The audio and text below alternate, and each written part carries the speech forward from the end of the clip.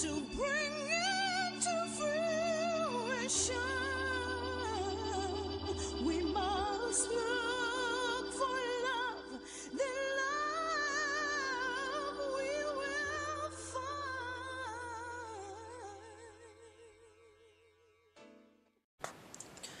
Right, okay. I'm really excited about the next thing that I'm going to introduce to you because it's an opportunity for me to share with you these beautiful cards. I don't know if you can see those properly, which I absolutely love. They're by Diana Cooper, who is another one of my amazing mentors over the past few decades. Well, you know, at some point in the past few decades. And they're Atlantis cards. And one of the reasons I'm really looking forward to sharing them is because I want to be able to bring a message of utopia, of fifth dimensional living on Earth, and how that might look, feel, taste and be experienced. It's one of the things that I tend to write about quite a lot, but I also just want to be able to present something regularly that keeps that awareness in our consciousness, because one of the things that I have experienced in questioning about this, asking people around me, people I come across, you know, in my various networks, is people will say, well, can't really picture it, can't really imagine what it would be like. How would it be? I mean, to be living in that sort of world, is it possible? You know, people say things like, oh, we live in a universe of contrast, that's all there is to it. You know, you have to have the pain so you can really enjoy the joy, and all of these things. And I always answer, I've always had a sense, since I was very young, I've had a sense that it's not necessary for us to be in excruciating pain to know absolutely sublime joy and wonder. I just have a sense that there is a place within us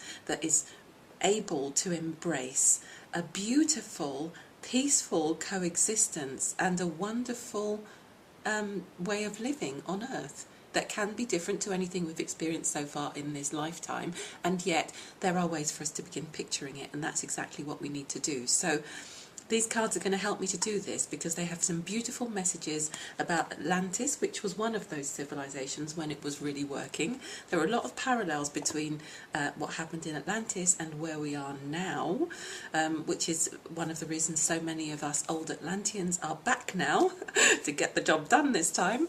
And, you know, there's so many coincidences and synchronicities around this topic at the moment.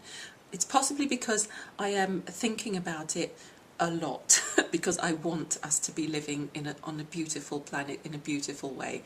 But it's, you know, I'm getting questions about it now from people who are coming for readings.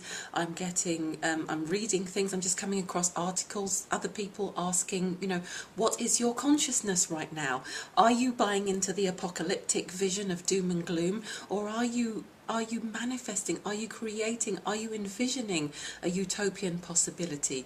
Which way are you going? You know, what are you creating? Because let's just keep taking responsibility here.